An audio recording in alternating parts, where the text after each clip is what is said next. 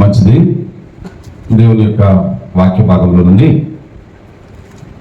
రోమీయులకు రాసిన పత్రిక 7వ అధ్యాయం 24వ వచనం. అయ్యో నేనెంత దౌర్భాగ్యుడనో, ఇట్టి మరణమునకు లోనగు శరీరము నుండి నన్నెవడు విడిపించును? దేవునికి స్తోత్రం. హల్లెలూయా, హల్లెలూయా. మంచిది ప్రియులారా, మీ అందరికీ వందనాలు. ప్రభువైన యేసుక్రీస్తు నామమునకు నా యొక్క నిండు కృతజ్ఞతలు, స్తోత్రాలు చెల్లించుకుంటున్నాను. దేవుని మహాకృపను బట్టి ఈరోజు సజీవుల లెక్కలో మనలను లెక్కించిన దేవదేవునికి స్తోత్రం కలుగును గాక. హల్లెలూయా. ఆయన కౌంట్ సజీవుల లెక్కలో, భూమి మీద ఉన్న సజీవుల లెక్కలో మనల్ని కూడా ఆయన కౌంట్లో ఉంచాడు. ఆయన కౌంట్లో ఉంచకపోతే నేను దేవుని దగ్గరకు వెళ్ళను, చచ్చిపోను అని చెప్పగలిగిన మనుషుడు భూమి మీద ఎవరు లేరు. ఎంతటి వాడు కూడా లేడు. మరణమునకు తల వంచని మనిషి అంటూ భూమి మీద ఎవరు లేరు. స్తోత్రం కలుగును గాక. హల్లెలూయా. మంచిది ప్రియులారా, ప్రభు మహాకృపను బట్టి నిన్నటి దినము కూసుమంచి నుండి ఇల్లందు నుండి భద్రాచలం నుండి బొడ్డుగూడెము ఆ ప్రాంతం వెళ్ళి అక్కడ నైట్ మీటింగ్ చూసుకొని తిరిగి రాత్రి 2 గంటలకు ఇంటికి రావడం జరిగింది. చాలా దూర ప్రయాణం, క్షేమకరంగా దేవుడు నడిపించాడు. స్తోత్రం. ఎన్నోసార్లు నేనైతే నిద్రపోతున్నాను. డాక్టర్ మోహన్ రావు గారికి దేవుడు దీవించును గాక, వారికి ప్రత్యేక వందనాలు. ఏమీ లాభాపేక్ష లేకుండా, ఆశించకుండా మనతో పాటు నాతో అనేక సార్లు ప్రయాణాలు చేస్తూ నాకు సహాయపడుతున్న ఆ సహోదరుని దేవుడు దీవించును గాక. ఆమేన్. హల్లెలూయా.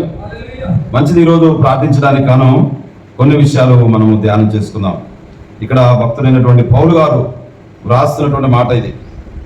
అయ్యో నేనెంత దౌర్భాగ్యుడను, ఇట్టి మరణమునకు లోనకు శరీరం నుండి నన్నెవడు విడిపించును. ఈ శరీర తత్వం రాశారు ఇక్కడ. శరీరం ఎప్పుడు కూడా మరణం అంటే దేవునికి ఎడబాటును కోరుతుందంట. అందుకే ఆత్మ సిద్ధమే కానీ శరీరము బలహీనం. ఏమంటున్నాడంటే ఈ శరీరము నన్ను మరణానికి లాగుతుంది. అంటే ఏ మరణం? దేవునికి ఎడబాటుకు లాగుతుంది. నా ఆత్మల లోపల దేవుని కొరకు ప్రిపేర్ అవుతుంది, సిద్ధపడుతుంది. ఈ శరీర శోధన నుండి, ఈ శరీర బలహీనత నుండి, ఈ శరీరం చేసేటువంటి దాడి నుండి నన్ను ఎవరు విడిపిస్తారు? నిజానికి వెనకాల పైన రాస్తారు కదా, నేను మంచి చేయాలనుకుంటున్నాను, మంచి చేయలేకపోతున్నాను. ఎక్కడ 15వ వచనం, 15 నుండి చదువు. ఏలయనగా నేను చేయనది నేను ఎరగను, ద్వేషించున్నది ఇచ్చయింపనిది నేను చేసిన ఎడల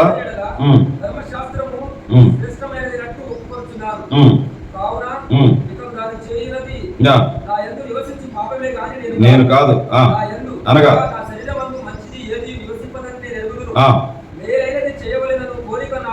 మేలైనది చేయవలనని కోరిక నాకు కలుగుచున్నది కానీ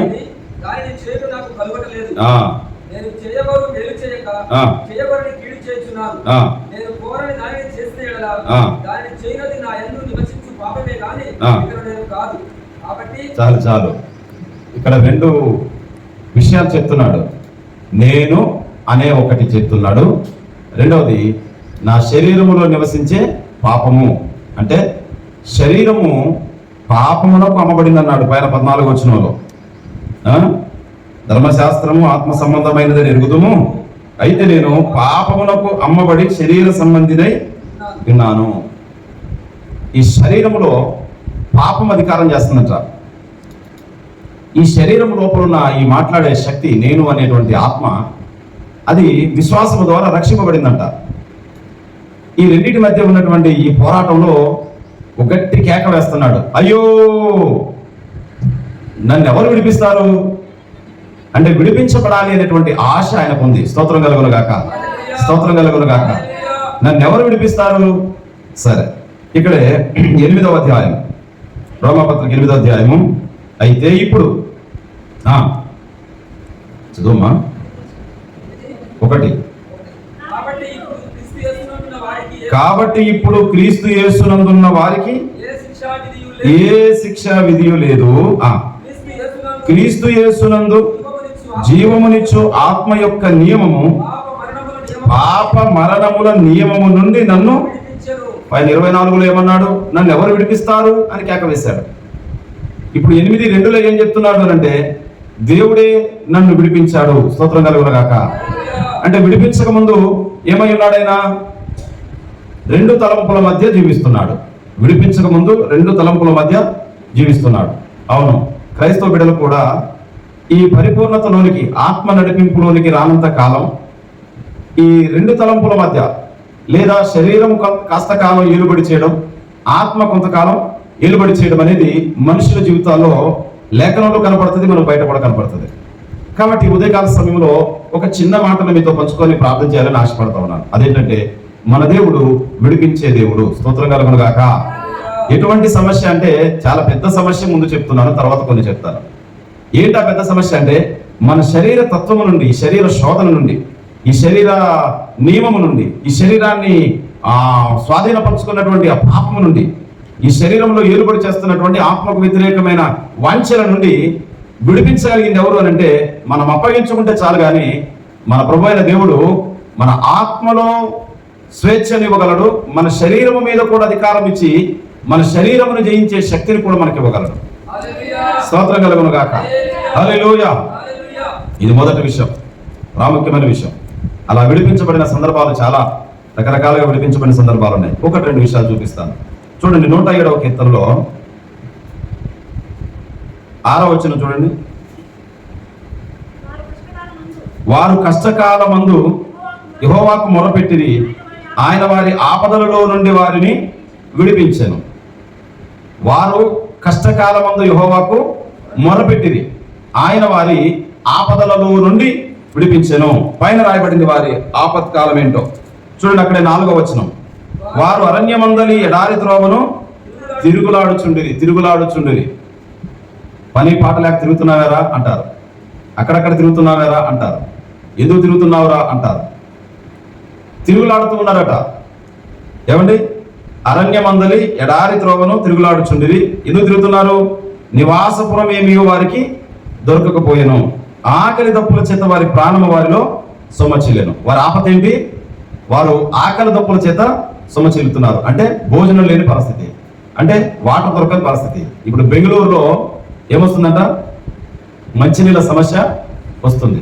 బెంగళూరు నుండి కొంతమంది ప్రముఖులు, అంటే అక్కడక్కడ వేరు వేరు రాష్ట్రాల్లో ఇల్లు కట్టుకుని ఉన్న వారు, గొప్ప గొప్పలు, పెద్ద పెద్దలు అక్కడ నుండి వెళ్ళిపోతున్నారు ఇప్పుడు ప్రస్తుతం ఈ కాలంలో. ఎందుకని? అక్కడ నీటి సమస్య వచ్చింది. ఏమండి? అక్కడక్కడ వలసపోతూ ఉంటారు, పంటలు పండక, భోజనం లేక. మనందరూ తెలిసిన సందర్భమే కదా ఋతు గ్రంథంలో. అక్కడ కరువు వచ్చినప్పుడు ఏమయ్యారు? వారు బెత్లెహేమును విడిచి మోయాబు ప్రాంతానికి వెళ్ళిపోయారు. ఎందుకు వెళ్ళిపోవాల్సి వచ్చింది? కరువు, అంటే భోజనం లేక. ఇప్పుడు బెంగళూరు ప్రజలు ఎందుకు వెళ్ళిపోతున్నారు? నీరు లేక. ఇక్కడ మనం చదివిన వాక్య భాగంలో ఇశ్రాయేలు ప్రజలు అరణ్యములో తిరుగులాడుచున్నారట. చూడండి, బంగారం లేకపోయినా బ్రతకొచ్చా బ్రతకలేమా? కానీ కనీసం ఏం కావాలి? ఆహారం కావాలి, తర్వాత నీరు కావాలి. అసలైతే ముందే నీరు కావాలి, తర్వాతనే ఆహారం. ఆహారం లేకుండా కొన్ని రోజులు బ్రతకగలము, కానీ నీరు లేకుండా ఎక్కువ రోజులు బ్రతకలేము. వీరికి వచ్చింది చూడడానికి చిన్న మాటల్లో రాయబడింది, కానీ పెద్ద సమస్య. చిన్న మాటల్లో రాయబడింది కానీ అది పెద్ద సమస్య, చాలా పెద్ద సమస్య. ఎందుకంటే బంగారం లేకపోయినా బ్రతకొచ్చు, పట్టు చీర లేకపోయినా బ్రతకొచ్చు, కారు లేకపోయినా బ్రతకొచ్చు, పెద్ద ఇల్లు లేకపోయినా బ్రతకొచ్చు, మోటార్ బైక్ లేకపోయినా బ్రతకొచ్చు, చుట్టూ 10 మంది స్నేహితులు లేకపోయినా బ్రతకొచ్చు. ఇలా చెప్పుకోవడానికి చాలా కారణాలు ఉన్నాయి. 10 ఎకరాలు కాదు, ఎకరం కొంట భూమి లేకపోయినా బ్రతకొచ్చు. కానీ బ్రతకడానికి ముఖ్యంగా ప్రాముఖ్యమైన కొన్ని ఉన్నాయి: ఆహారము, పానీయము, గాలి, మంచి వాతావరణం. ఇదే మనిషి బ్రతకడానికి కావాల్సింది. బ్రతికిన తర్వాత మనిషికి కావాల్సినవి మిగతావన్నీ. స్తోత్రం కలుగునుగాక. హల్లెలూయా. అక్కడ పౌలు భక్తుని ఆవేదన ఏంటి? నన్ను శరీరం బంధిస్తా ఉంది, నన్ను శరీరం లోపరుచుకుంటా ఉంది, నన్ను శరీరం జయిస్తా ఉంది. నేను మేలు చేయాలనుకుంటున్నాను, మేలు చేయలేకపోతున్నాను. అంటే నేను అనేటువంటి ఆత్మ శరీరాన్ని జయించలేకపోతుంది. శరీరానికే బలం ఎక్కువ ఉంది, శరీరంలో పాపం ఏలుబడి చేస్తా ఉంది, శరీరాన్ని నేను జయించలేకపోతున్నాను, అయ్యో అయ్యో అయ్యో అంటూ ఆయన కేకలు వేసి దేవుని దగ్గర ప్రార్థన చేశాడు.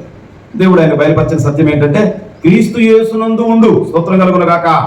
ధర్మశాస్త్రము నిన్ను పాప మరణముల నియమము నుండి విడిపించదు, ఈ లోకము నిన్ను పాప మరణముల నియమము నుండి విడిపించదు, ఈ లోక ఆచారాలు నిన్ను పాప మరణముల నియమము నుండి విడిపించదు, ఈ లోకములో ఏది కూడా నిన్ను పాప మరణముల నియమము నుండి విడిపించదు. అంటే పాపము నుండి విడిపించగలిగిన శక్తి ఈ లోకములో దేనికి ఎవరికి లేదు.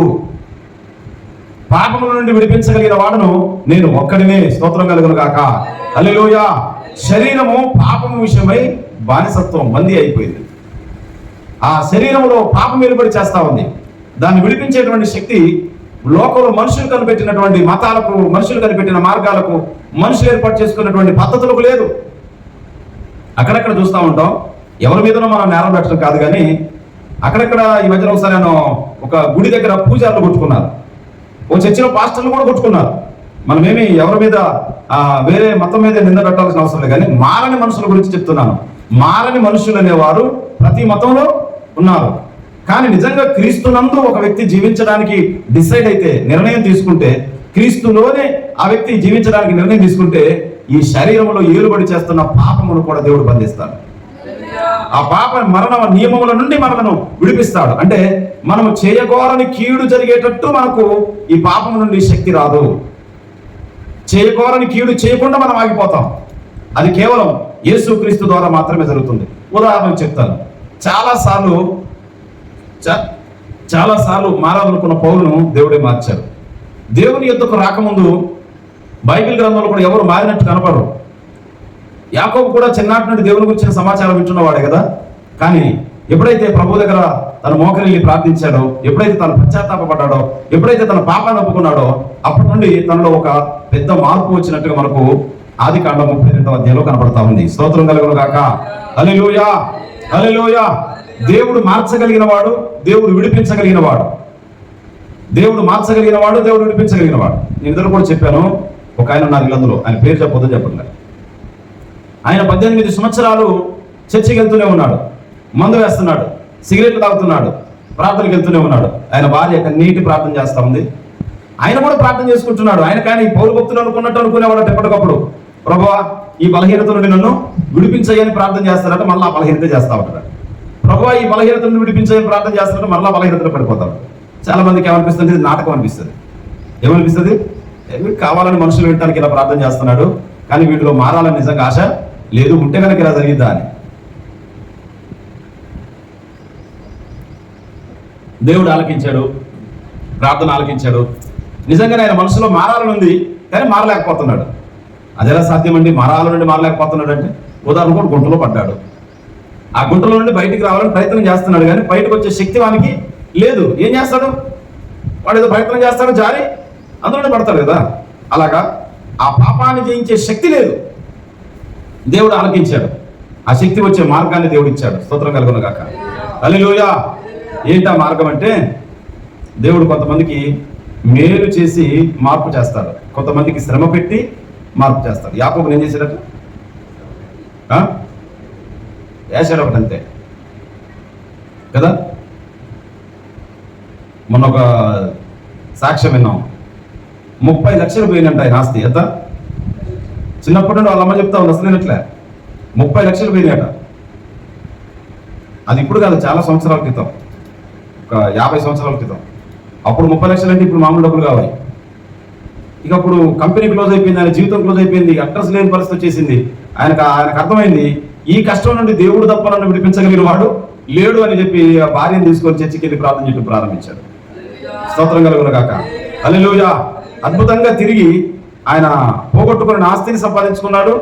ఆయన పడిన కష్టం నుండి, గుంట నుండి దేవుడు విడిపించాడు. అలాగనే కొంతమందికి కష్టాలు కలిగించి కూడా మార్పు చేస్తారు.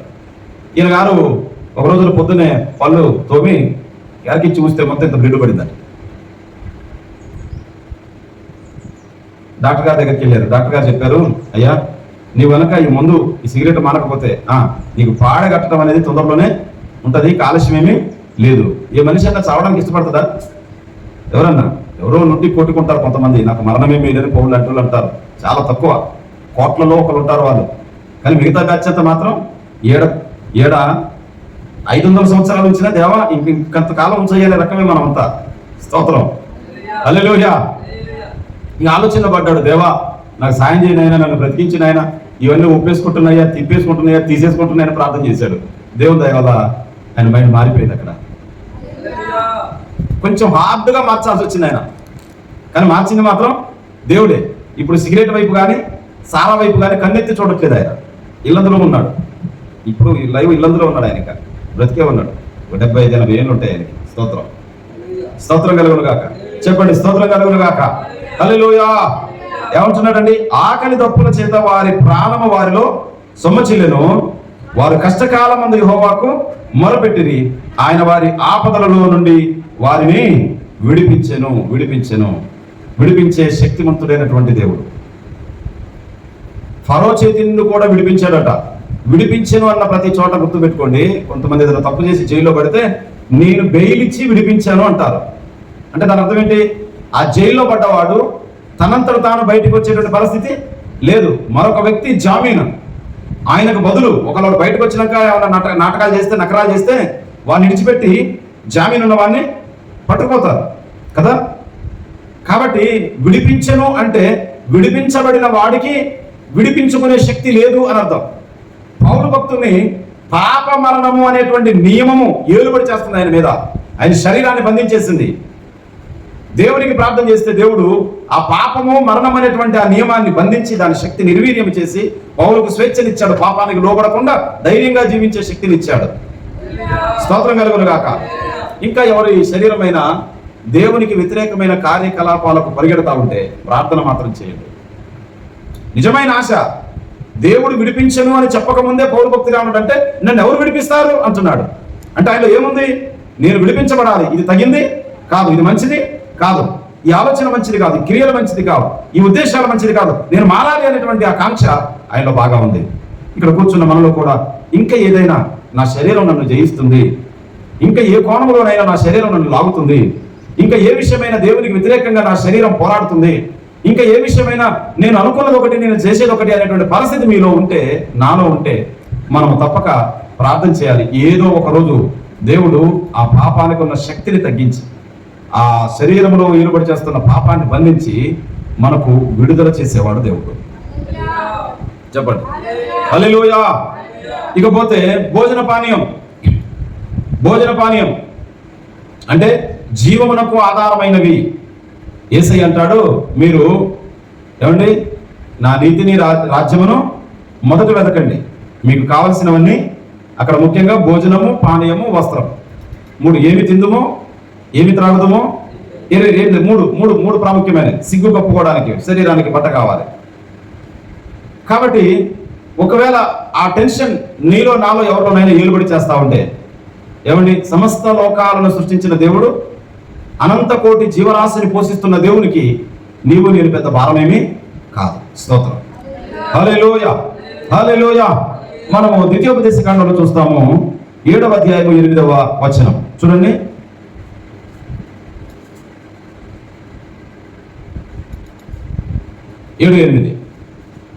ద్వితీయోపదేశ కాండము 7:8. అయితే యెహోవా మిమ్మును ప్రేమించువాడు గనుకను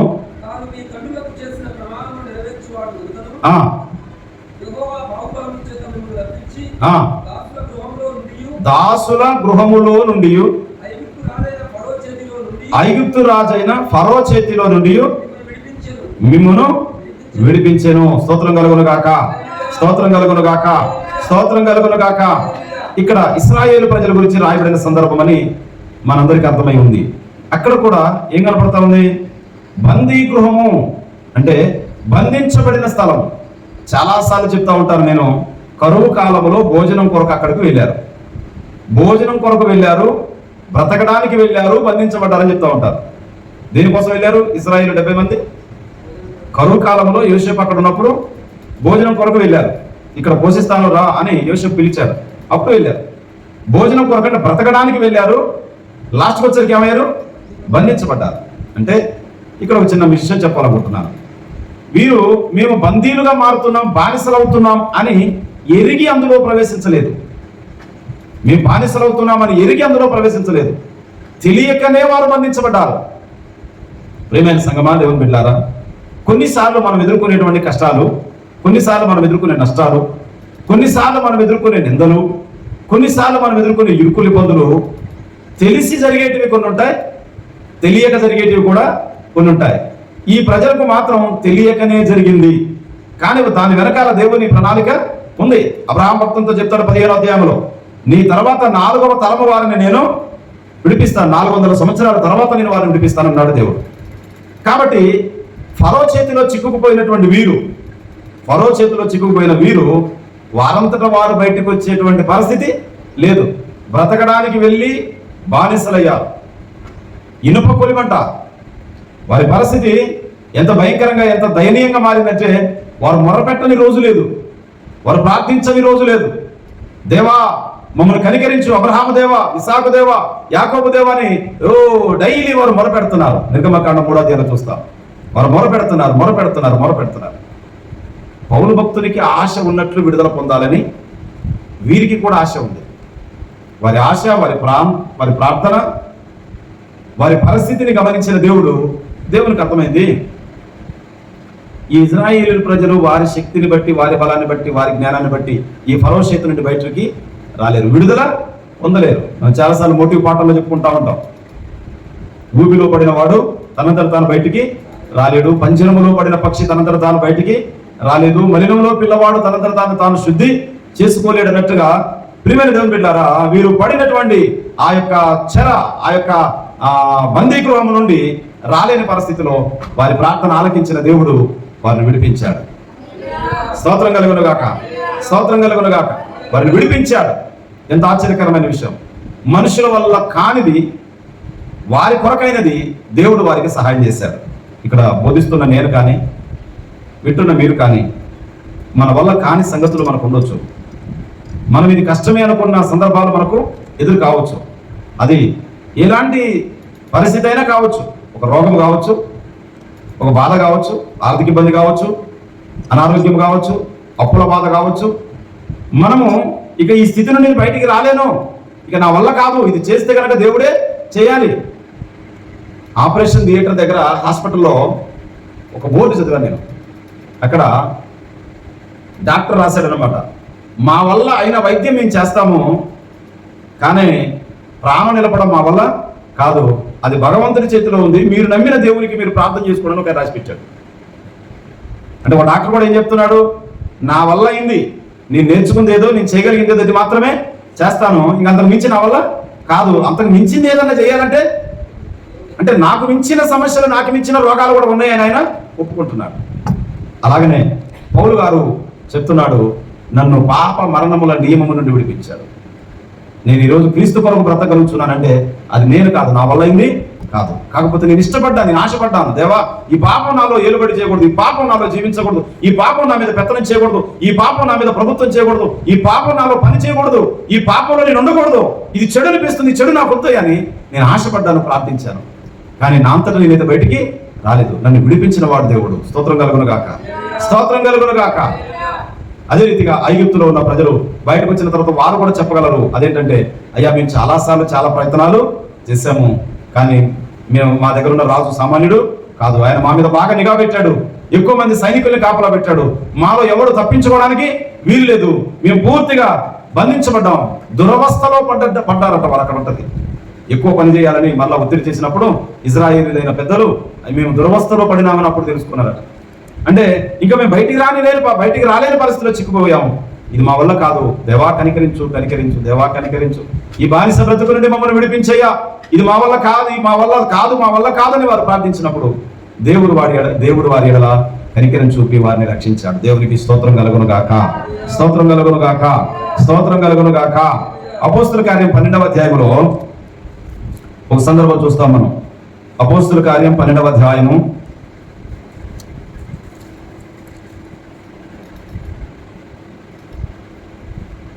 5వ వచనం చూడండి.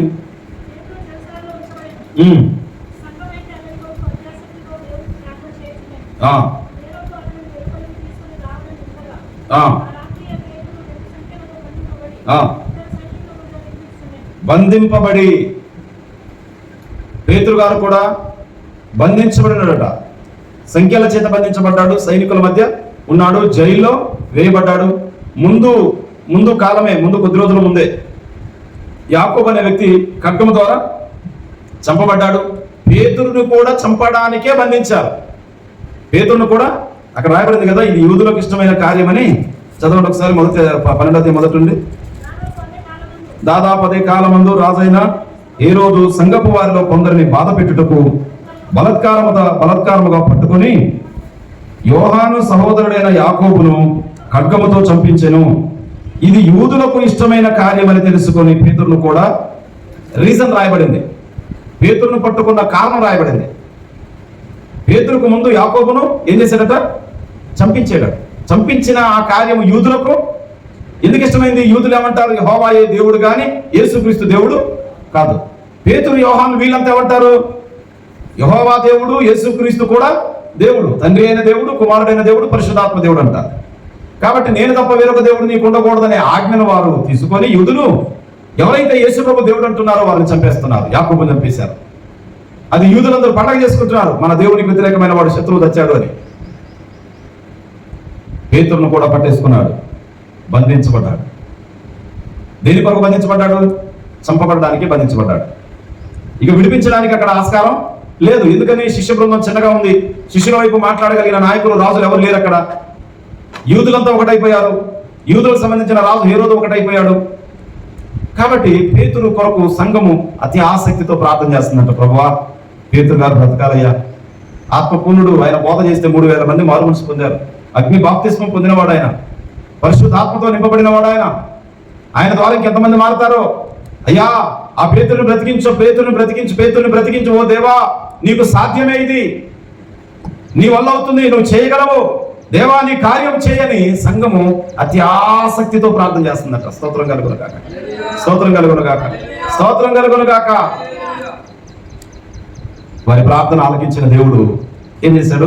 6వ వచనం చదవప్పుడు, హేరోదు అతనిని వెలుపలకి తీసుకొని రావాలని ఉండగా ఆ రాత్రే పేతురు 2 సంఖ్యలతో బంధింపబడి 2 సైనికుల మధ్య నిద్రించుచుండెను. మరియు కావలి వారు తలుపు ఎదుట చెరసాల కాసుకొని చుండిరి. ఇదిగో ప్రభుదూత అతని దగ్గర నిలిచెను. అతనుండిన గదిలో వెలుగు ప్రకాశించెను. దూత పేతురు ప్రక్కను తట్టి త్వరగా లెమ్మని చెప్పి అతని లేపగా సంఖ్యలు అతని చేతుల నుండి ఊడిపడెను. స్తోత్రం కలుగును గాక, స్తోత్రం కలుగును గాక. ఎంత అద్భుతం ఇది! ప్రస్తుతం వారున్నటువంటి టైంలో మనుషుల వల్ల జరగని కార్యం, అది మనుషుల వల్ల జరగని కార్యం. ఎందుకని? శిష్యునికి సపోర్ట్ ఎవరు లేరు. సంఘం చాలా అల్పమైంది. ఎక్కడో ప్రార్థన చేస్తున్నారు. దేశమే ఒకటైంది. ఒక మాట చెప్పాలంటే తీవ్రవాదిని పట్టుకున్నట్టుగా. అలా పోల్చొచ్చు, పోల్చకూడదు, తప్పైతే క్షమించబడాలి. ఒక తీవ్రవాదికి దేశమంతా, ప్రపంచమంతా వ్యతిరేకంగా ఉంటుంది కదా. అలాగనే యూదులకు ఇష్టమైంది. యూదా దేశంలో ఉన్నాడు పేతురు, యూదులకు వ్యతిరేకంగా కనపడుతున్నాడు పేతురు. పేతురుని చంపితే యూదులు సంబరపడతారు. యూదులు సంబరపడితే మళ్ళా గెలుస్తాడు ఇంకోసారి రాజుగా.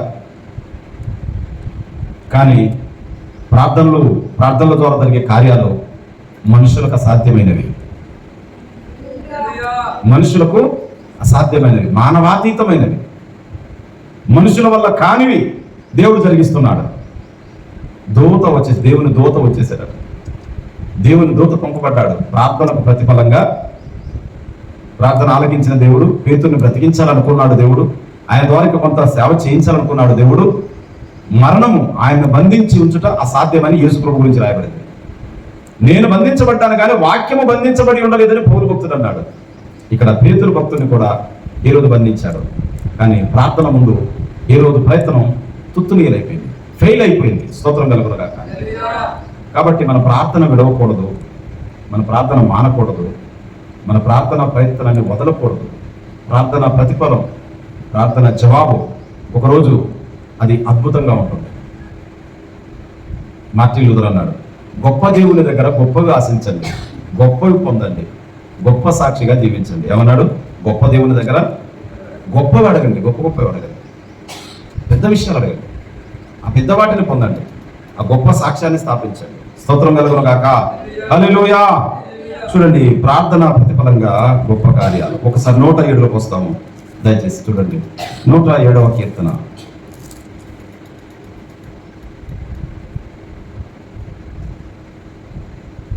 19వ వచనం చూడండి. కష్టకాలమందు వారు యెహోవాకు మొరపెట్టిరి, ఆయన వారి ఆపదలలో నుండి వారిని విడిపించెను. ఆయన తన వాక్కును పంపి వారిని బాగు చేసెను. ఆయన వారు పడిన గుంటలో నుండి వారిని గుంట ఇంతకు చెప్పుకున్నాం. గుంటలో పడిన వాడు, అది లోతుగా ఉంది, ఎక్కడానికి వీలు లేకుండా ఉంది, ఎంత ప్రయత్నించినా బయటికి రాలేని పరిస్థితి ఉంది. అది మనుషుల వల్ల కాకపోవచ్చు, కానీ దేవునికి సాధ్యం. స్తోత్రం కలుగును గాక, స్తోత్రం కలుగును గాక, స్తోత్రం కలుగును గాక. మనము కూడా ప్రియమైన దేవుని బిడ్డలారా, మన బాధ ఒక గుంట లాంటిది కావచ్చు, మన కన్నీరు ఒక గుంట లాంటిది కావచ్చు, మన సమస్య ఒక గుంట లాంటిది కావచ్చు. మనం పడిన ఆ పరిస్థితుల నుంచి బయటికి రాని స్థితిగతులు మనల్ని ఎదురాడుతుండవచ్చు. ఈ 4-5 వచనాలు చదివాం. ఈ 4-5 వచనాల్లో ప్రార్థన ఉంటుంది, అక్కడ సమస్య ఉంటుంది, ఆ సమస్యకు జవాబు కూడా ఉంటుంది.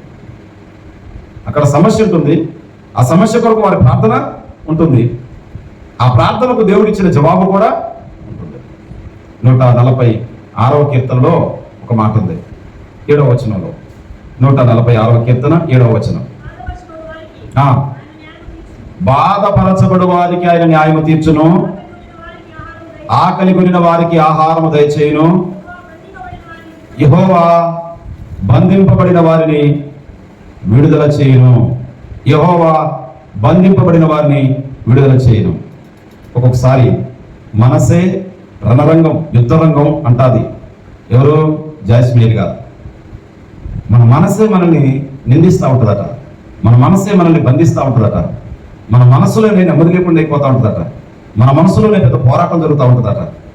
అందుగురించి ఆమె అంటది, ఆధ్యాత్మిక స్వేచ్ఛ. నీ మనస్సు నిన్ను నిందించే నేరాల నుండి కూడా నువ్వు విడిపించబడాలి. ఇప్పుడు చెప్పే ఆఖరి పాయింట్ అర్థమవుతుందా? ఇంతకుముందు చెప్పుకునే గుంట, ఇంతకుముందు చెప్పుకునే ఆకలి, ఇంతకుముందు చెప్పుకునే పాపం, ఇంతకుముందు చెప్పుకునే జైలు, ఇంతకుముందు చెప్పుకుంది రాసబానిస. ఇప్పుడు ఆఖరి చెప్పేది ఏంటంటే, నీ మనస్సే నీ మీద నేరం పెట్టి, నీ మనస్సు నీకు నెమ్మది లేకుండా చేసే పరిస్థితిని గురి చేస్తూ ఉంటుంది. నేను ఎందుకు సంపాదించలేకపోయాను, నేను ఎందుకు అందంగా పుట్టలేదు, నేను ఎందుకు ఆ ఇంట్లో పుట్టలేదు, నేను ఎందుకు చదువుకోలేకపోయాను, నేను ఎందుకు బాగలేను, నేను ఎందుకు మంచిగా లేను, నేను ఎందుకు ఆరోగ్యంగా లేను, నేను ఎందుకు ఆత్మీయంగా లేను, నేను ఎందుకు అది చేయలేదు, నేను ఎందుకు ఇది చేయలేదు, నేనెందుకు నిన్ను నీవే ఆ బంధించుకునేటువంటి, నిన్ను నీవే హింసించుకుని, నిన్ను నీవే నేరం పెట్టుకునేటువంటి పరిస్థితి కూడా ఎదురవుతుంది. అలాంటి సైకాలజీ ప్రాబ్లం వచ్చి బోలెడు మంది క్రైస్తవులు కానీ, అన్యులు కానీ, ముస్లిమ్స్ కానీ ఎవరైనా ఈ సైకాలజీ ప్రాబ్లంకి కులంతో మతంతో సంబంధం లేదు.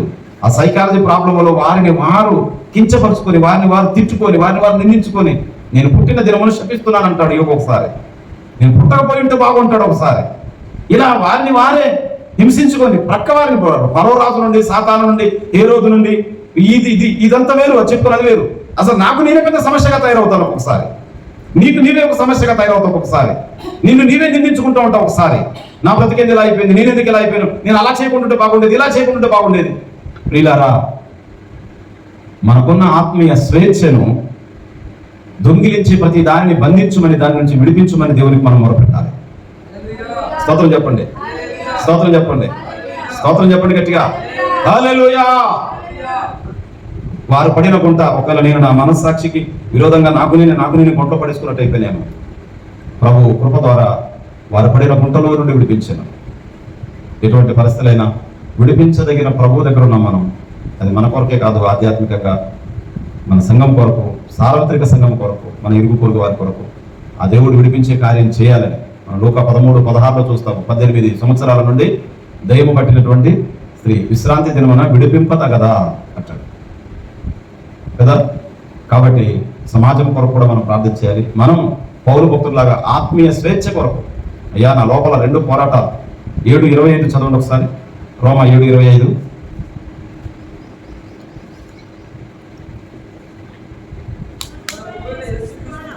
మన ప్రభు అయిన యేసు క్రీస్తు ద్వారా దేవునికి కృతజ్ఞతాస్తుతులు చెల్లించుచున్నాను. కాగా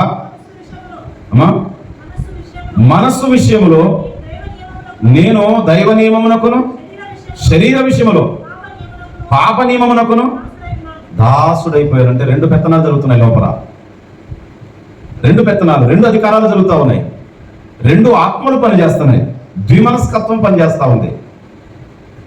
అది ఎప్పుడు 7వ అధ్యాయం అంతా దేని గురించి రాస్తాడు? ధర్మశాస్త్రము మానవుని జీవితము, ఆత్మీయ జీవితం, ఆ మూడింటి గురించి రాసేటప్పుడు. కానీ క్రీస్తు అనే దగ్గరకు వచ్చేటప్పటికి ధర్మశాస్త్రం కొట్టివేయబడింది, యేసు ప్రభువు ఆత్మీయ జీవితం రెండే మిగిలిపోయాయి.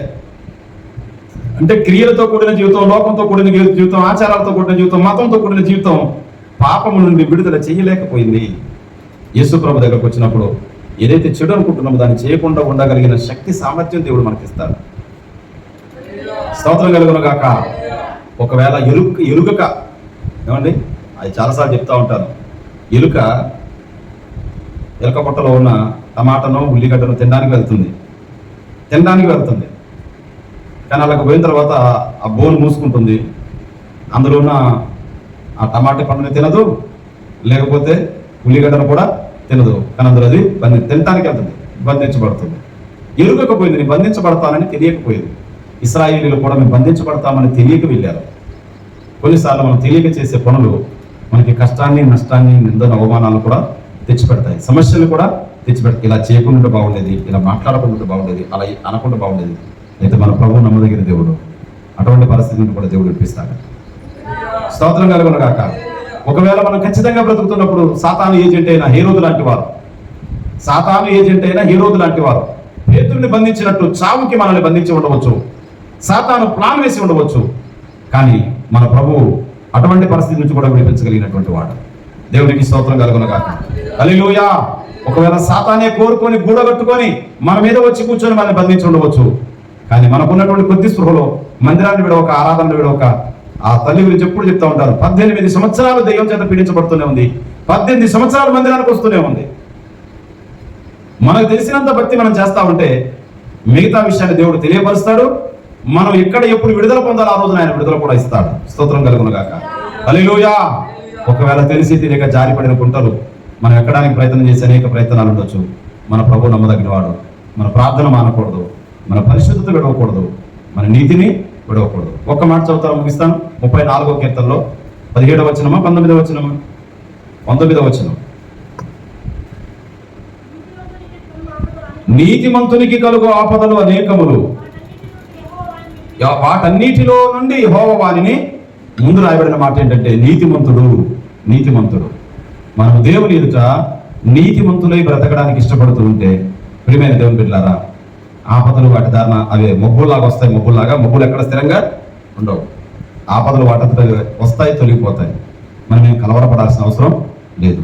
మనం నీతిమంతులమే బ్రతకాలి.